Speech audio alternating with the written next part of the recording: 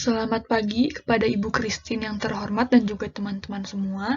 Kami dari kelompok 7 akan mempresentasikan tentang pembelian, tunai, kredit, dan penggajian Tokopedia. Di sini ada Ivana Lavenia, Sofia Salsabila, dan juga Iren Kartika Silalahi. Pembelian tunai. Sistem akuntansi pembelian tunai sendiri itu adalah sistem yang digunakan dalam perusahaan untuk pengadaan barang yang diperlukan perusahaan. Aktivitas pembelian dalam sistem akuntansi pembelian tunai meliputi semua kebutuhan yang dibutuhkan perusahaan. Pembelian merupakan bagian dari sistem yang mendukung kegiatan dalam sebuah perusahaan untuk menentukan dan mempertahankan jumlah barang agar perusahaan dapat berjalan baik. Fungsi yang terkait. Yang pertama itu ada fungsi gudang. Dalam sistem pembelian, fungsi gudang sendiri itu bertanggung jawab untuk mengajukan permintaan pembelian sesuai dengan posisi persediaan yang ada di gudang dan untuk menyimpan barang yang diterima oleh fungsi penerimaan. Yang kedua, ada fungsi pembelian. Fungsi pembelian bertanggung jawab untuk memperoleh informasi mengenai harga barang, menentukan pemasok yang dipilih dalam pengadaan barang, dan mengeluarkan order pembelian kepada pemasok yang dipilih. Yang ketiga, ada fungsi penerimaan. Fungsi ini sendiri berguna untuk melakukan pemeriksaan terhadap jenis, mutu, dan kuantitas barang yang diterima dari pemasok guna menentukan dapat atau tidaknya barang tersebut diterima perusahaan. Yang keempat, ada fungsi akuntansi, di mana fungsi ini terkait dalam transaksi pembelian, adalah fungsi pencatat utang dan fungsi pencatat persediaan. Dalam sistem akuntansi pembelian, fungsi pencatat utang bertanggung jawab dalam mencatat transaksi pembelian, sedangkan sistem pencatatan persediaan bertanggung jawab untuk mencatat harga pokok persediaan barang yang dibeli dari kartu persediaan. Selanjutnya, ada dokumen yang digunakan. Yang pertama, ada surat permintaan pembelian. Dokumen ini adalah formulir yang diisi oleh bagian gudang atau fungsi pemakai barang untuk meminta fungsi pembelian melakukan pembelian barang dengan jenis, jumlah, dan mutu seperti yang disebut dalam surat permintaan. Yang kedua, ada surat permintaan penawaran harga. Dokumen ini digunakan untuk meminta penawaran harga bagi barang yang pengadaannya tidak bersifat berulang kali terjadi, yang menyangkut jumlah rupiah pembelian besar. Yang ketiga, ada surat order pembelian, di mana dokumen ini digunakan untuk memesan barang kepada pemasok yang telah dipilih. Yang keempat adalah laporan penerimaan barang. Dokumen ini dibuat oleh fungsi penerimaan untuk menunjukkan bahwa barang yang diterima dari pemasok telah memenuhi jenis, mutu, spesifikasi, dan kuantitas seperti yang tercantum dalam surat order pembelian. Yang kelima, surat perubahan order pembelian. Di dalam surat ini diperlukan perubahan terhadap isi surat order pembelian sebelumnya yang telah diterbitkan. Perubahan tersebut dapat berupa kuantitas, jadwal penyerahan barang, spesifikasi, penggantian atau substitusi, atau hal lain yang bersangkutan dengan perubahan desain atau bisnis. Yang keenam, ada bukti kas keluar. Dokumen ini dibuat oleh fungsi akuntansi untuk dasar pencatatan transaksi pembelian. Dokumen ini berfungsi sebagai perintah pengeluaran kas untuk pembayaran utang kepada pemasok dan sekaligus berfungsi sebagai surat pemberitahuan kepada kreditur mengenai maksud pembayaran. Selanjutnya, ada catatan akuntansi yang digunakan. 1.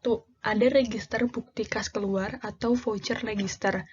Apabila pencatatan utang perusahaan menggunakan voucher payable procedure, jurnal yang digunakan untuk mencatat transaksi pembelian tunai adalah register bukti kas keluar. Yang kedua, jurnal pembelian. Jika dalam pencatatan utang perusahaan menggunakan akun payable procedure, jurnal yang digunakan untuk mencatat transaksi pembelian tunai adalah jurnal pembelian. Yang ketiga, kartu utang. Jika dalam pencatatan utang perusahaan menggunakan account payable procedure, buku pembantu yang digunakan untuk mencatat utang kepada pemasok adalah kartu utang. Yang keempat, ada kartu persediaan. Dalam sistem akuntansi pembelian tunai, kartu persediaan ini digunakan untuk mencatat harga pokok persediaan yang dibeli. Nah, di sini akan membahas tentang kelebihan dari pembelian tunai itu sendiri. Kelebihannya apa aja sih? Di antaranya yang pertama, tidak akan terbebani dengan hutang. Jadi, tidak ada kewajiban di masa depan atau masa yang akan datang yang perlu kita khawatirkan karena kewajibannya sudah ditunaikan semua di awal. Yang kedua, tidak memerlukan alat transaksi khusus karena pembelian secara kredit Tokopedia harus menggunakan kartu kredit. Yang ketiga, tidak memerlukan metode verifikasi khusus. Seperti dikatakan sebelumnya, bahwa pembelian kredit di Tokopedia mengharuskan penggunaan kartu kredit yang mengharuskan pembeli melakukan langkah-langkah dan verifikasi khusus. Yang keempat, tidak ada batas minimal pembayaran. Berbeda dengan kartu kredit yang mengharuskan minimal pembayaran 25.000 sampai dengan 50.000. Yang terakhir, ada bebas biaya transaksi. Nah, di sini juga ada kelemahan pembelian tunai itu sendiri. Di antaranya, yang pertama itu kurang aman. Transaksi dengan uang tunai rawan dengan kejahatan, seperti perampokan atau penjambretan, terutama dalam transaksi yang bernilai besar.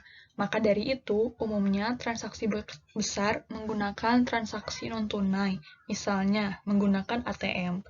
Yang kedua, dana kas kita langsung terkuras habis.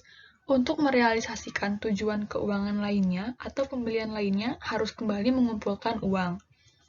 Yang ketiga, kurang praktis untuk transaksi besar. Transaksi menggunakan uang tunai dalam jumlah besar tidak praktis karena harus membawa uang dalam jumlah yang banyak dan menyusahkan. Maka dari itu, biasanya transaksi berjumlah besar menggunakan transaksi non-tunai juga. Nah, ada beberapa prosedur yang membentuk sistem pembelian tunai. Yang pertama, ada prosedur permintaan pembelian. Dalam prosedur ini, fungsi gudang mengajukan permintaan pembelian dalam formulir surat permintaan pembelian kepada fungsi pembelian. Jika barang tidak disimpan di gudang, misalnya untuk barang-barang yang langsung pakai, fungsi yang memakai barang mengajukan permintaan pembelian langsung ke fungsi pembelian menggunakan surat permintaan pembelian. Yang kedua, prosedur permintaan penawaran harga dan pemilihan pemasok. Dalam prosedur ini, fungsi pembelian mengirimkan surat permintaan penawaran harga kepada para pemasok untuk memperoleh informasi mengenai harga barang dan berbagai syarat pembelian yang lain, untuk memungkinkan pemilihan pemasok yang akan ditunjuk sebagai pemasok barang yang diperlukan oleh perusahaan. Ketiga, adalah prosedur order pembelian. Dalam prosedur ini, fungsi pembelian mengirim surat order pembelian kepada pemasok yang dipilih dan memberitahukan kepada unit-unit organisasi lain dalam perusahaan. Misalnya, fungsi penerimaan, fungsi yang meminta barang, dan fungsi pencatat utang mengenai order pembelian yang telah dikeluarkan oleh perusahaan. Yang keempat, ada prosedur penerimaan barang. Dalam prosedur ini, fungsi penerimaan melakukan pemeriksaan jenis, kuantitas, dan mutu barang yang diterima dari pemasok dan kemudian membuat laporan penerimaan barang untuk menyatakan penerimaan barang dari pemasok. Yang kelima, ada prosedur pencatatan utang. Dalam prosedur ini, fungsi akuntansi memeriksa dokumen-dokumen yang berhubungan dengan pembelian dan menyelenggarakan pencatatan utang atau mengarsipkan dokumen sumber sebagai catatan utang. Dan yang terakhir, ada prosedur distribusi pembelian. Prosedur ini meliputi distribusi rekening yang didebit dari transaksi pembelian untuk kepentingan pembukuan manajemen. Nah, selanjutnya kita akan masuk ke bagian pembelian kredit. Sistem akuntansi pembelian kredit adalah pembelian yang dilakukan oleh perusahaan yang dalam pembayarannya dilakukan secara bertahap atau secara angsuran kepada pemasok. Dalam pembelian kredit, umumnya sebelum melakukan transaksi pembelian harus mendapat otorisasi terhadap pembelian yang dilakukan. Nah, beberapa prosedur dalam pembelian kredit itu adalah sebagai berikut. Yang pertama, bagian administrasi menerima order pembelian rangkap ketiga dari bagian pembelian dan bukti pembelian barang dari bagian gudang, serta faktur pemasok, kemudian menyesuaikannya. Bagian administrasi akan menyimpan data-data utang yang timbul akibat pembelian kredit ke dalam database. Jika sudah waktu jatuh tempo, maka bagian administrasi akan menerima tagihan dari pemasok.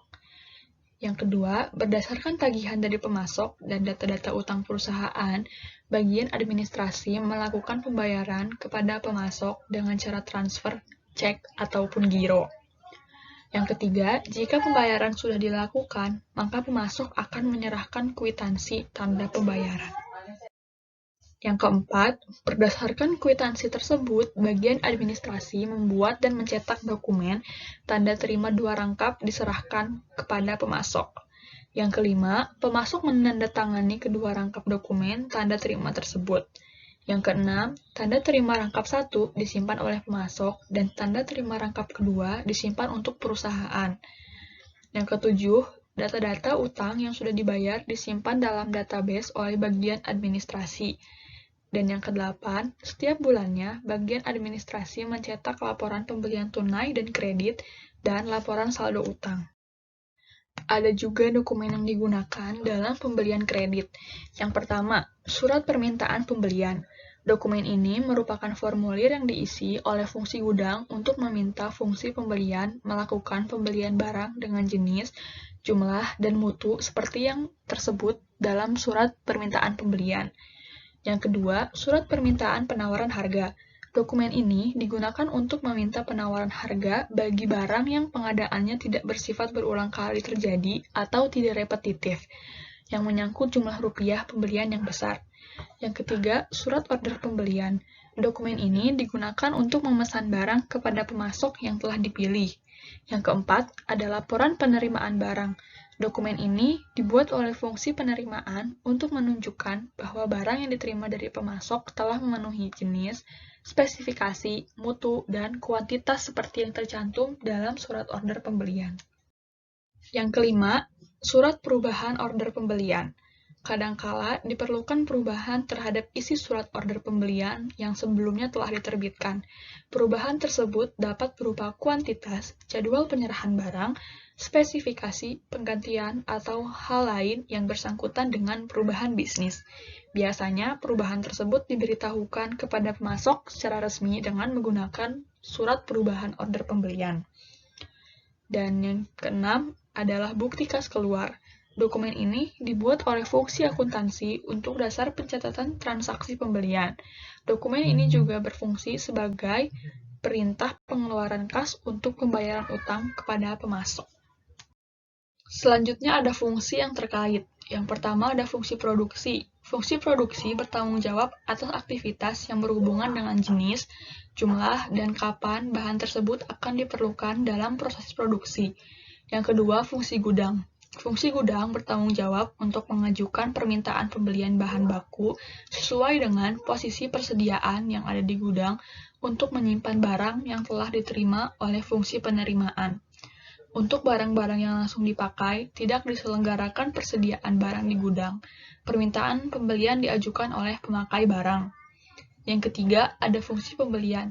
Fungsi pembelian bertanggung jawab untuk memperoleh informasi mengenai harga barang, menentukan pemasok yang dipilih dalam pengadaan barang, dan mengeluarkan order pembelian kepada pemasok yang dipilih. Yang keempat, fungsi penerimaan barang. Fungsi penerimaan barang bertanggung jawab untuk melakukan pemeriksaan terhadap jenis, mutu, dan kuantitas barang yang diterima dari pemasok guna menentukan atau tidaknya barang tersebut diterima oleh perusahaan. Fungsi ini bertanggung jawab untuk menerima barang dari pembeli yang berasal dari transaksi return penjualan. Yang kelima ada fungsi akuntansi. Fungsi akuntansi bertanggung jawab atas pencatatan yang berhubungan dengan transaksi persediaan bahan baku dan fungsi pencatat utang. Dalam sistem akuntansi pembelian, fungsi pencatat persediaan bertanggung jawab untuk mencatat harga pokok persediaan barang yang dibeli ke dalam kartu persediaan. Sedangkan fungsi pencatat utang bertanggung jawab untuk mencatat transaksi pembelian ke dalam register